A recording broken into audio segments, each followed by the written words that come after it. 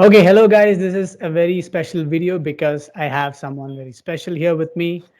Her name is Dr. Mini Vasudevan. I met her, I guess, in 2014. I was doing my short films and I did one. And when I wanted to do a second one, which is based on awareness on animals, I just came across this website called Humane Animal Society from Coimbatore because I'm from Coimbatore, as you know. And I wanted to meet her, and I met her, this beautiful person. And I was amazed by the work that she has done. Right. So she's basically an engineer by profession, and she strongly believes that making a difference is as important as making a living. She's the co-founder of non-government organization called the Humane Animal Society, and she's a recipient of the Nari Shakti Puraskar. Some of you might be knowing this, the highest civilian honor for women in India. So this is in recognition of her work in the field of animal welfare. So in her professional life too, if you see, Dr. Mini has been making a significant technical contributions in the field of telecommunications industry, and she has an earned doctorate in electrical engineering from the University of Texas at Arlington, and she's also a recognized inventor with several patents to her credit in the field of wireless telecommunication engineering. So, I can go on, but I'm sure I just know little about her. So, thank you so much for accepting to do this interview with me, ma'am. And, the topic, like it says below, it is about animal welfare and the influence of pet animals in our lives and how they affect us. Thank you, Nandi. It's an honor and a pleasure for me as well. Thank you for being able to give me the opportunity to, share my views. Um, yeah, I'm very happy Thank to be here. I'm so happy to have you too. So, yeah, so I just wanted to just ask you first, how did HAS come to be in the first place? Yeah, so that's a very, long story, which I can probably tell it very quickly. Is that it was a sheer helplessness feeling, yes, feeling of helplessness that I felt Mhm, when I moved to the city of Coimbatore while watching, street animals suffering on the street. So mhm, it was very, very difficult to see animals suffering every day, getting run over, injured, sick, abandoned. So many different categories of animal suffering, and it was very sad to see them, in that state without doing anything and not anything, any organized effort being there to help them from that state. So I felt very frustrated, helpless, and individually I started doing something on my own, and when I realized that is really not will not help in the long run and will not help many animals, mhm, and I felt that also, there will be I'm sure there would be other people just like me who would have been in the same state and thinking, there is nothing that we could do, or whether something could be done. So I truly felt that there was some need for an organized effort. And mhm, that thought is what led into founding an organization, and then bringing like minded people together, and so on. And that is how Humane Animal Society was born. Uh, Wow. Okay. And I believe this is 2006, if I'm not wrong. Yes. So 2004 is when I moved back from the United States to Coimbatore. And Mhm, I had started to live in the city for since 2000. I was away from India for quite a long time, almost 13 years. mhm, And as an adult, I had not lived here as an independent adult, I must say, at that time. So when I mhm, moved to Coimbatore in 2004, I had already, matured in many ways after my, initial graduation years when I went to the US and all that. So there was quite a bit of time that when elapsed since that time. So I had started to look at things in a little bit different perspective, and also because of my exposure, which I got living abroad and also traveling to many other countries as part of my job. So I was a little bit different person from who left this country. Mm. And also I was thinking in those lines which where animals in other countries were treated with lot more dignity and respect, and which Mm. was lacking here. Mm. So the year 2004 I moved in, and 2006. So between 2004 and 2006, I was basically going through this period of intense frustration, helplessness, and a lot of anxiety about what can be done and so on. So at the end of the year of 2005, slowly I had some idea about starting something. In 2006 April, we registered the organization. Wow. Okay. This is inspiring and interesting at the same time. But I want to just dig a little deep quickly. Okay.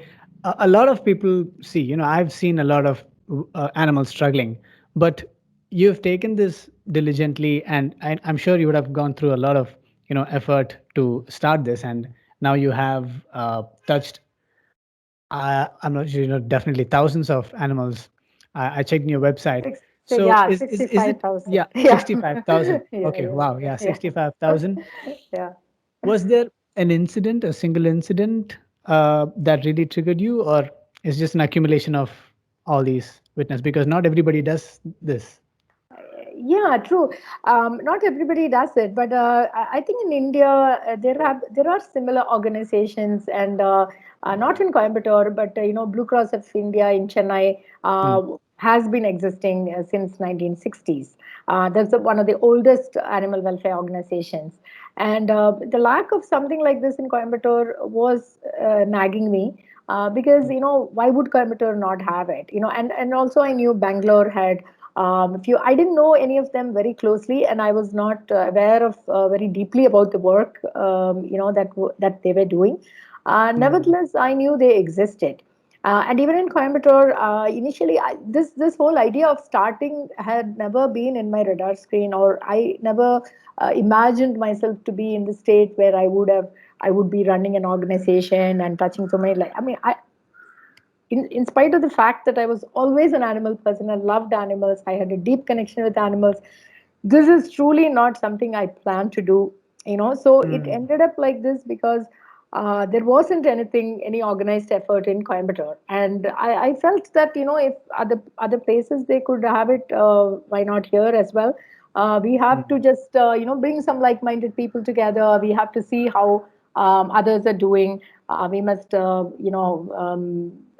emulate their work.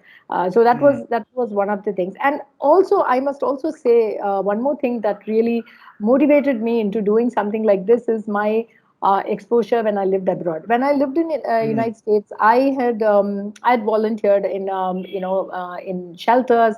I have helped animals getting adopted.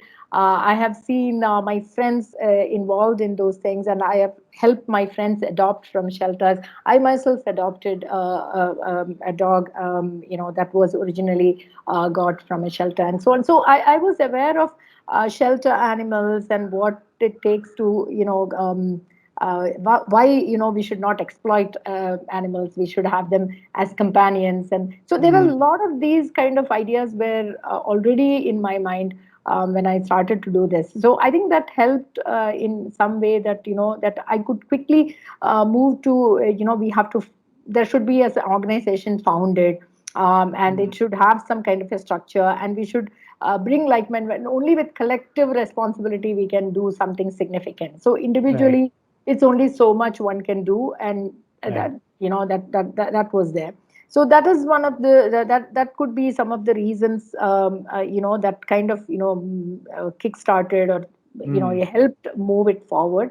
And also the fact that I was in a position where I had a well-paying job, so I was not thinking so much about raising funds at that point, and I could I thought I would put in the money that was required to do certain things, and I was confident of doing it. Mm. So I was not deterred by the fact that okay, there will be financial constraints and so on. So I think all of that, those factors helped, in coming to think of it now, I think when I go back and think about those days, I felt these were the real reasons why we could do what we did at the time. So yeah. And if you ask me one single incident which truly made it very obvious and clear that community partnership, community participation Mm. is very important for this is about this incident involving a maggot wounded dog. So I Okay. was living, we were renting a house in a place called Meena Estate in Coimbatore. And Mm. I happened to see, near in the neighborhood, a dog like running very, in a very frustrated way, with a lot of pain, and it just really didn't know what was happening because there was a huge wound on its head, and it was all like very bloody, and I couldn't see very closely, but I could see that the animal was suffering, and it was on its head, which prevented the dog from doing anything to help itself. Mm. So in utmost frustration and utmost pain, I think the animal was running around very aimlessly, and that really made me very sad, and wanted me to do something. So I went about asking local people because I was not new to that place. I didn't know much about the area or the dogs that were there. So I asked some nearby shop. I asked, so all of them said they knew the dog, and all of them said this dog has been around here.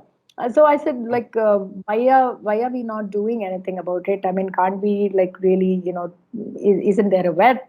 Can we take this dog to a vet? Is there somebody who can come and treat? Who knows this dog? So I got very vague answers, and it was like Mm. from pillar to post. I really wanted to do something for the dog, but I couldn't do it. The more I asked, I understood that a lot of people knew the dog, but nobody was willing to come forward to do anything.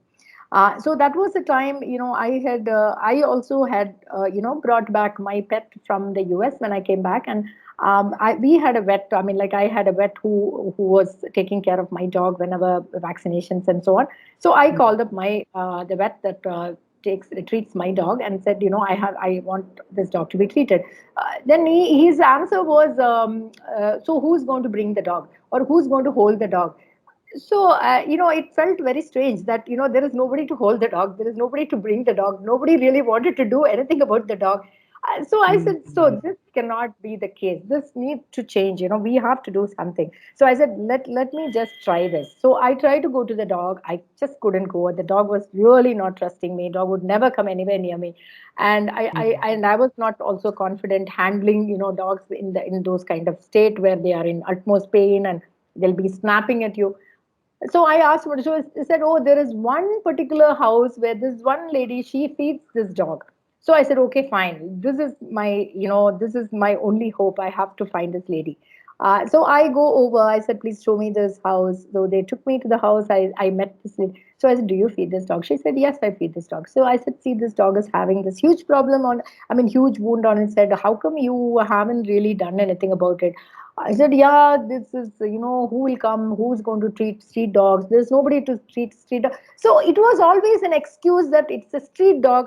Therefore, there is nobody to treat it. So if it's a pet dog, there will be a hospital. I mean, there is a doctor who will come. The doctor will be the vet will be very happy to treat this pet. That my pet was treated like the vet used to come home and had this nice royal treatment for my pet. I had to hold the Mm. pet. So I felt so I mean, I felt so frustrated that this pet is so privileged, whereas the street dog that deserves equal attention, equal care, in fact, more because it's really wounded, is not getting even the slightest of the attention. Mm. So I told, see, I will bring the vet. I really need you to, either confine the dog, do something. She said, yeah, fine, I can hold the dog. I was like so thrilled. I was so happy that I said, see, all you have to do is to hold this dog. I will bring my vet. I will pay the vet. I'll do everything. I just need you to hold the dog. She said, fine. So the next thing I did, I called my doctor. I said, see, doctor, yeah, I'm going to pay you. You come here. I will take you to this house. You have to treat this dog. So he came. He was really surprised. Never in his life he had met somebody who was so persistent, who wanted to, like, treat this dog. So he came along. He played. I mean, he was very helpful. I must say that he obliged. He came along with me. I showed this dog. He said, "Yeah, this is maggot wound." So I never knew about maggot wound, because in the US, that dogs getting maggot wounds are all very rare. I never saw it before in my life. And he Mm. told me all about maggot wounds. He taught me, I mean, he taught me about the history, why maggot wound starts, how it spreads, how it eats away the flesh, and how in some more time, had we not attended to this dog, his whole Mm. head would have been eaten away. Just think about it. His whole Right. head would be gone while he will be walking Right. around. This is how maggots work. So he told me so much about, and all it took was like to do use a spray. It killed the maggots there, and he Mm. told all that we have to do is to continue to do it for a week, and the Mm. maggots would die. The wound will start healing, and you have to monitor the dog. So I said, leave it to me. I'll take care. I told this lady, see, we are a team here. We are going to work together. Help me save this dog. So she was very eager. She was very happy because she used to feed the dog. She used to love the dog. She just didn't Mm. know what to do Yeah. or how to go about doing something as simple as this. You won't believe it. In 2 weeks' time, the dog was completely fine. Its wound healed, hair started growing, and the dog became friendly to me. I was so I could go to the dog, I could touch the dog. It was a life changing thing, moment that I really, I mean, I realized the power that one has. It is Right. something that you really truly have within you. I mean, if I could do it, anybody can do it, because I was a very ordinary person. I just had the desire to help this dog. That's all. Right. Right. Right. There's nothing more than that. So that was a phenomenal event. I would say it just was kind of maybe the trigger that, you know, Started all of yeah, this. yeah. So that was really something So moment, I think. Yeah. amazing how your persistence brought together this doctor and the lady, and this happened. It's amazing, really, because Yeah, if yeah, yeah. it Truly, wasn't for you, this wouldn't yeah, have happened. And of course, that again led to HAS, which is doing the whole yeah. It gave me a thing. lot of confidence. It gave me tremendous amount of confidence that Mm, it can be done. recommend. All it takes is determination, persistence, and and convincing. It just yeah. And right now, how many people volunteer roughly? Uh, Actually, lots of people volunteer. The number of people, it's very emotional for me. I'm sorry, I'll just get sometimes, it's just, the whole thought, uh, takes me back to Oh. those days. And it is um, hundreds of people volunteer today. I mean, I would say how do I say it? Regular volunteers could be like maybe about 100 people. Mm, But we have lots of people from various pockets who foster, for example, who bring animals for sterilization, for example, small, simple acts of kindness, which were right. triggered because of the fact that we are there. I mean, Humane Mm, Animal Society is there to help them. So they are willing to do their part so that we can do our part. And hundreds of animals get saved, in the process. So we have lots of people like that. But volunteers, when you say who come to, our shelter and work with us and all, maybe about 100 off and on. And also we have recently, this young group of people. I mean, the new a group that has been formed under Possum People Project. They're like, youngsters, all under 30, who are like, who are like help want to love, I mean, who love animals, who want to do something I think which is significant for animals. So they are like partners with us, and they work very closely with us, and they're like a huge number of I don't even know their numbers, but they're I think growing I every know day. a few people from the Possum People Project. I Okay. got some forwards, and uh, Yes, it's they're amazing. amazing. They're They're amazing. The yeah. youngsters, that makes all the difference. It is, that age group where you're so pumped up and you have so much energy, and you have this pure. support, which is amazing. After a certain age, the kind of peer group and all is a little bit difficult to get, that kind of momentum building with like-minded, the same age group. This Mm. is the age where many of them are starting to become financially independent, Mm. which helps them to have some disposable income, which will help them to promote what their interests are. So Right. having them as partners and working with them has also been very very significant in the journey. Yeah, I'm sure. because we have inspired, we have so when the POSM group was being founded or being formed, and discussions were happening, some of them did approach us and ask, we would want to start a shelter, we want to do this. And Mm. so that time I said, like, never start shelters. Starting a shelter is really not the thing to do. You have to, like, try to mobilize support, mobilize groups to do things more outwards and not bringing inwards. Starting a shelter in itself is very very how do I say it, uh, very overwhelming. And Right. sooner or later, we will reach a point where the shelter becomes too much to handle. And people who have been initially very gung ho about it will start, moving away, because it's a lot that goes out of your control. Whereas if you're not burdened by a shelter, you really can do a lot outside of it by just looking inwards and looking into you to see how much you can contribute. So that is what they did, and they are complementing our work, which is really great, because that is how we are able to do more and more.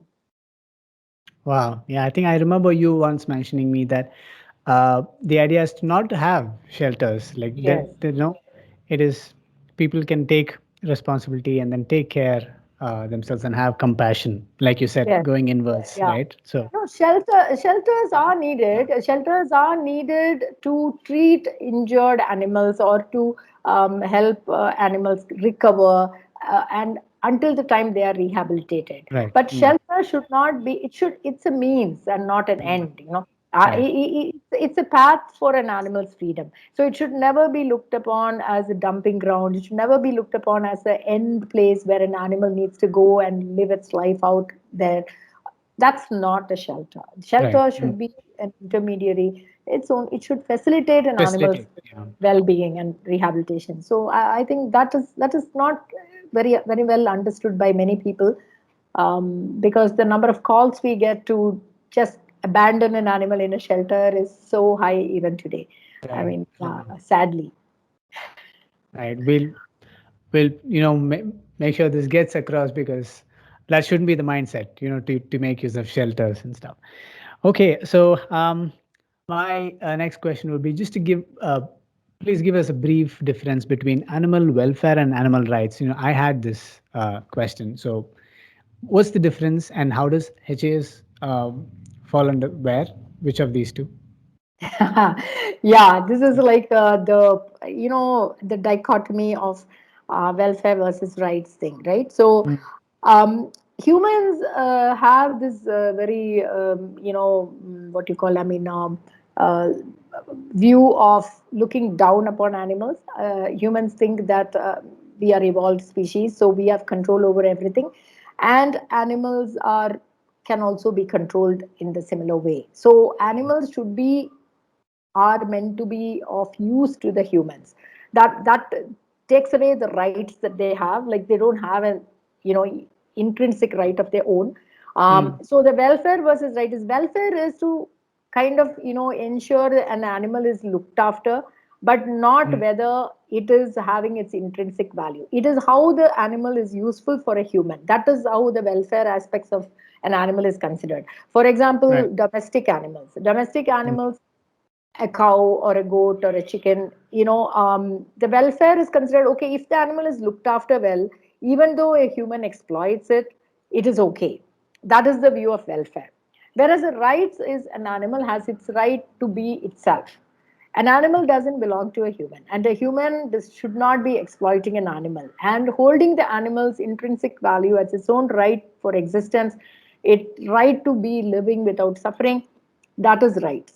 Mm. Okay, so I don't know if I'm Okay. making it clear, but welfare is more looking at its aspects of taking care of its basic needs, maybe food and water, not having disease. So you call there is this five freedoms of animal welfare, which is which people quote normally to make sure that animals under human control are being treated properly, because a Okay. lot of abuse happens in many of these. Holding where animals are held for example, for slaughter or for raising for animal agriculture, the dairy industry, the meat industry, the egg Mm. industry, all of these have animals. Now, are welfare standards met for these animals? So that is where welfare comes into being, because the animals are eventually going to be used by humans, but in the process, during the time they're held, during the time of captivity, are their welfare needs met? So are they Mm. being fed? Or do they have the freedom to express normal behavior? Are they free from diseases, injury? Are they scared? I mean, do they are they getting threatened? Mm. Um, so those things are taken care of, then the animal's welfare is looked after. That is the view some people have. But whereas animal rights is when an animal is not exploited by a human, because animals didn't don't exist for us. We are one Mm. among them. We are one among the billions of species that live in this world. And Mm. we have absolutely no right to control an animal for our desire in any way. Use of an animal for leather, for silk, or for for food, or for entertainment, for clothing. I mean, none of this is like, the animal is not meant for you to be used. So that is its right. Its right to Right. exist on its own. So that intrinsic value, that is the right. Whereas welfare is subjective. It is a very Mm. subjective thing. So what you consider welfare and what I consider welfare may be totally different. If Right. you feel that your pet dog is chained in a place, but it's given good food, it has this very fancy bed to sleep on, uh, Mm. it's fine. You may think its welfare needs are met, but for me, it is the worst thing for that animal. The animal would, the pet would want to roll in the mud, and he's happy doing that than sleeping on this bed where he is chained all the time. He has Mm. lost his freedom to be himself or Mm. herself. So that is preventing the animals, right? But as for a welfarist is concerned, oh, the animal is safe from harm, it's not going on the street, it's not getting run over by a vehicle, it is safe, it is getting food, it is not scavenging for food and wondering where its next meal is coming from. Right. So it's okay. So I hope I'm Yeah. Yeah. making it That clear between welfare and right. absolutely. So Yeah. welfare is a Absolutely. very subjective thing. So to answer very simple way, welfare is very subjective, whereas rights is very objective. A right of Objective. an Like a animal, yeah, yeah, right. it's a very objective thing. What is your right? I mean, as an animal, it's born. It has a right to live suffering free. It has a right to live in this planet just like you and me, Mm.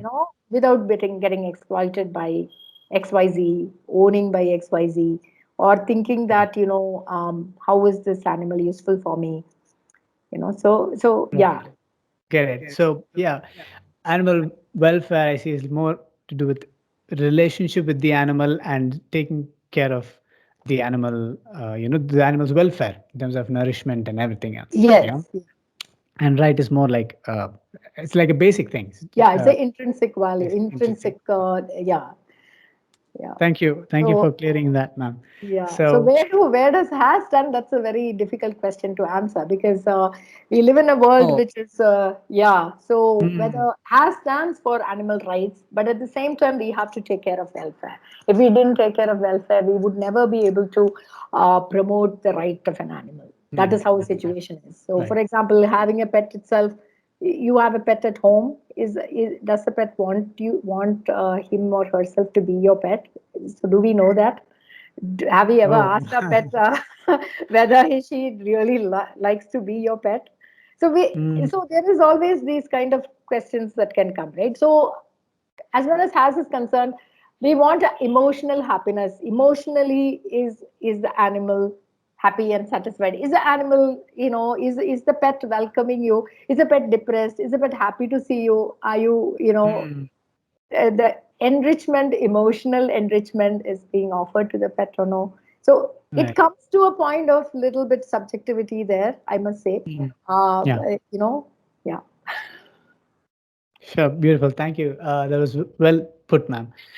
Which just take me to the next question. So when you say about emotions and the relationship, uh, you see, right now I'm in my profession focusing more on stress management and productivity. So how can having pets and this relationship with them enrich our lives, especially the mental wellness of ourselves? Yeah, I mean, I can just go on speaking about it. See, the relation with animals, whether it's as a pet, or Mm, whether it's a community animal, or whether your involvement with caring for a group of animals, or shelter, or whatever it is, the amount of um, gratification, or the amount of calmness and serenity that brings is immeasurable. There's nothing that you can compare that with anything else that you would do which is equivalent, mm, because the ability to, when you have that ability to work with an animal, to understand the animal, it opens up a huge world of knowledge and wealth and understanding in you, which brings a tremendous amount of what you call calmness and um, what is compassion, the right word? Equanimity. Yeah, compassion is something I think is inherent in basic. all of us. Mm, How for some of us, probably we never really had that opportunity to have it mm, brought up, or there wasn't enough of environmental stimulus to bring it out. But I think we are all born with a lot of compassion. Look at children. I mean, you would hardly find a child who is devoid of compassion. But right. somehow, Mm, as we grow up, we tend to either forget that we had compassion, or we our social conditioning in such a way that we fail to bring that out, or that there is not enough stimuli for us to kind of demonstrate it or bring it out. But working with animals, living with animals is probably one of the biggest um, what's the right word to say it, calming effect, or peace mm, and tranquility in this materialistic world. I think they bring you down to a level which is fundamental and basic, where you open up your heart to emotions and sentiments which you don't normally get from humans or human mm. interactions. Okay. Wow. Right. Because I've noticed this. See, once I know a person who is generally considered by people to be, oh, he's rude. You can't, oh, don't park the vehicle there. He'll shout at you and stuff. But he's very kind to his dog, his pet dog. And so just like you said, kids and these animals, they bring out the best part of you. Sometimes I feel to certain Yeah, people. yeah. Mm, And I think many people develop this dislike towards humans, uh, sometimes because of their excessive involvement with animals, because you realize how different they are. I mean, like, how good animals are when compared to humans. So you kind of tend to start compartmentalizing in your own mind, how enriching your life is with animals when compared to humans, that you kind of start, which is not really a good thing, I would say. And right. many of us are really branded to be not very good to humans because of that, because we are always in our mind, when somebody has not done right to an animal, we start developing negative opinions or reactions to people who inflict pain and cruelty to animals, and Mm, that perhaps reflects in our behavior. Like you said, this person who has been very kind to the animal, but is not very kind, or maybe brutally honest, or little yeah. rude to the point of being rude to a human, is perhaps because of the fact that you realize how good how good these animals are. But whereas you tend to get only what you call, I mean, conditional behavior from a human. So from a humans, Mm. from every human you get conditional behavior, good or bad. Okay, Right. I can tell that very confidently, because as humans we always are very calculative. We always think about what is in it for them, or what is in it for you. How is it beneficial for you? Work. You go and talk to your neighbor, not because you really want to kind of help them or being nice to them. I mean, I'm not saying it all the time, but sometimes Yeah. it is It, more to there is something in it for you, something in it for them, when there is a human interaction. So whether it is a parent and a child, whether it is brother sister, whether it is spouse, there is always something in it. Okay, it is not right. unconditional. Whereas when you work with animals, the one thing that is so unique across all the species of animals that you interact, whether it's a cow, a goat, a dog, a cat, a horse, it is that unconditional love. They do not love you Right. because you are fashionable, you have money, you are you're handsome or you're beautiful. They just love you for the person you are, and that love is unconditional. They don't expect anything from you. Have you ever seen a pet greet you when you come back from work, or you enter your house after some time? Always. The sheer happiness is Mm. something that no human can ever give you, and that is that immediately calms you down. I mean, that immediately brings your you always say, you have to you have to have your potential low. That brings you to low, a level of calmness and Mm. serenity, rather than being hyper, and you raise your potential, which potential meaning not your the potential about your ability, but your the hyperactivity or thing. So the low, I mean, the base level you go, you're calm, and the more hyper you get, your stress levels go up, you're excitable, and Right. that can cause you a lot of uncertainty and frustration in life. Whereas when the moment that you walk into a house, however a bad day you had at work, Mm. uh, the the love, the pet comes and like, and shows such an, and immediately you just forget all that. I mean, it just goes away from you, and you become it's like a childlike innocence. You have that kind of thing, and you just forget all your worries. I don't know how about it is for other people. For me, it's like that. For me, any horrible day I had, Right. I come back to the animals I am with. It's just gone. It's I don't even have anything staying in my mind after that. I'm at totally at peace with myself, and I think how blessed I am to be having so much of love to be showered on me by all these innocent beings. So I think I feel. So that is something I think people who go through a lot of emotional upheavals in life, trauma in life, and also stress in life, having a pet is perhaps the best way to unwind, relax. Totally. Yeah. Totally relate to that. And I also get reminded of my life when I was a child. When my father comes, we had this German Shepherd, and almost 500, 600 meters away, it was like a quiet, calm place. And as soon as Mark, that was my pet's name, and when he hears my dad's honking, he'll get all hyper to greet him.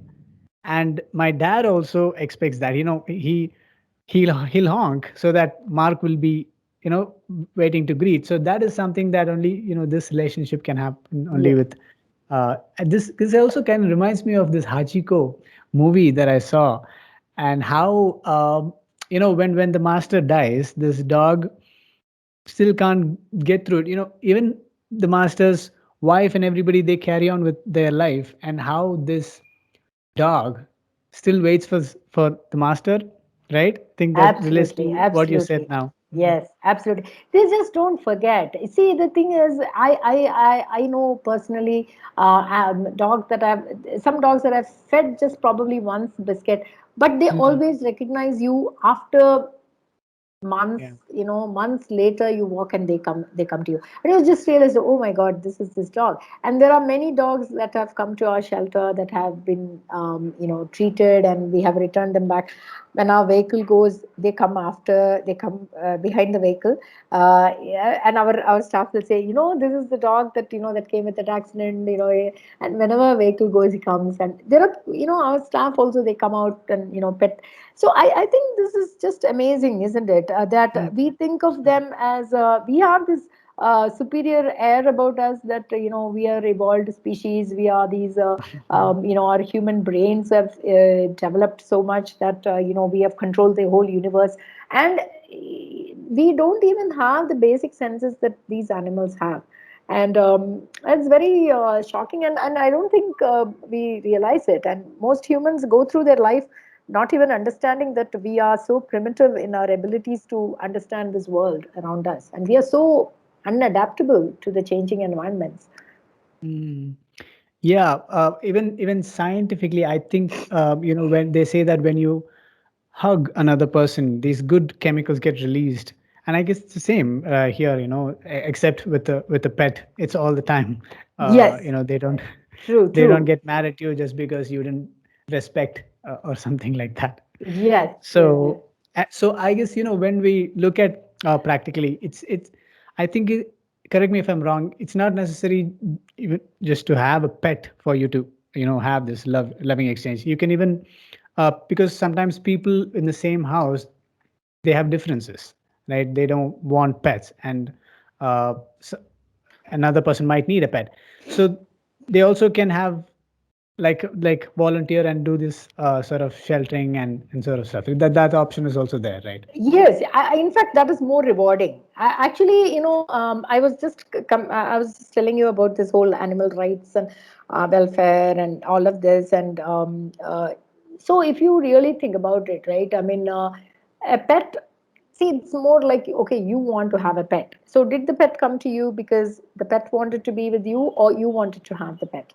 So that Mm, question is there, isn't it? right. So your relationship with your pet is important. The pet's relationship with you is, we are thinking that it's important for your pet too. But if it is an animal that has no restrictions, and still the animal loves you, I think that is the ultimate thing, right?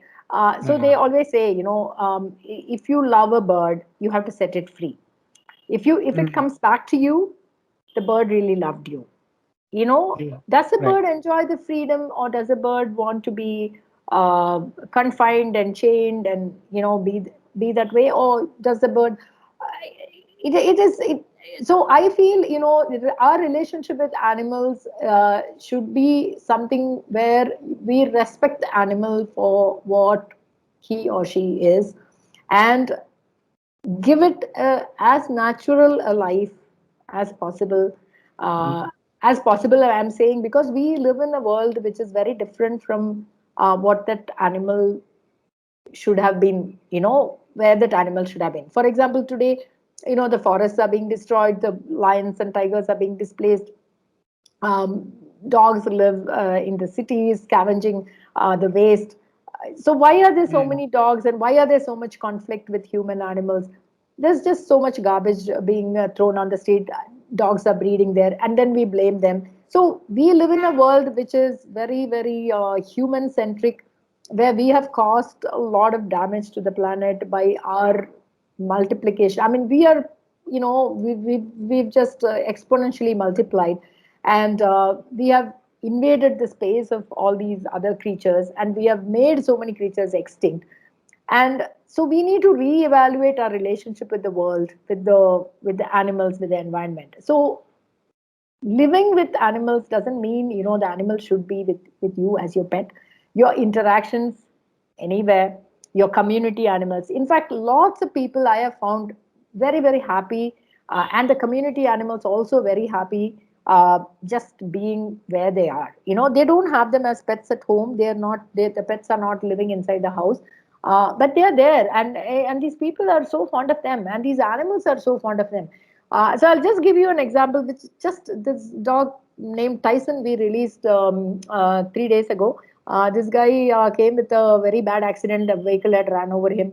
and he was while he was out sleeping, in his community, somebody ran over, and his community people. There is a very old woman, we call her Patima. She takes care of a lot of dogs, and she was the one who wanted to bring him to the shelter. We brought him, and we thought we had to put him down because he was totally paralyzed, and he was not showing any signs of revival or anything. But Mm. as with every pet that comes in, we do try, we give it some kind of stimulants, we give steroid, we try to see if there is some scope for improvement. And Tyson was one of the dogs that responded very well to the treatment. And the first week itself, we saw that he was showing a lot of signs of getting up, moving. So we informed the community cat, so they came, and they were so fond of him, you won't believe it. She came with all this vibhuti and all that. She put all that on him, and he said, you are going to get well. It was like amazing to just watch that whole relationship with this this Right. Yeah. this grandmother had with this dog, and the way the dog was reciprocating, keeping the paw on her hand. And it just, to me, watching that gives me so much of a high than anything else, in my life, I would say, because that is just that moment is so precious. And Yeah. it is so and many of us at the shelter, we were like so touched by that kind of gesture which the pet showed to her, that she showed. And he improved, he completely is back to normal, and we released him back. And so she said, no, I'm going to keep an eye on him like I do with other dog. So whenever some dog injured, he said, oh, should the dog go? Oh, because the dog is on the street, it's got hurt. It's true, because the dog was on the dog shouldn't be on the street. Okay, fine. I mean, if everybody was there to care for the dog and had nice Yeah. space, then it's okay. But the dog enjoyed his life on the street. He is fine. But we have to make sure we don't drive our cars over them. We have to Right. be Yeah. careful about how we move around. We have to be conscious about the animals on the street. So that's our job. We don't do it. And so this Fatima took him back, and the relation, like, I'm coming back to the whole thing about you're saying about pet animals, and you don't really need to have a pet to enjoy that special relationship with animals. You can have with the Right. goats, with the cows, and there are this. I see next to my house a whole, a guy who is keeping a whole bunch of cows there. Of course, he's using them for milking for commercial gain, which as from Humane Animal Society and me personally, I'm not in favor. Nevertheless, he does take care of his dog. So the welfare versus rights thing will come into the picture here, but he's taking care of Mm. the cows. And whole bunch of dogs that are becoming part of that whole scene. They protect each other. So we wanted to get some of the dogs vaccinated, and this cow was standing right there between us and the dog and not allowing us to go to the dog, because the No. cow doesn't want us to go. And the cow is thinking we are going to harm the dog, we are going to pick up the dog. No, no way. The cow was not allowing us to go there. She Oh. was Mm. standing right there and preventing. So they do interspecies interactions.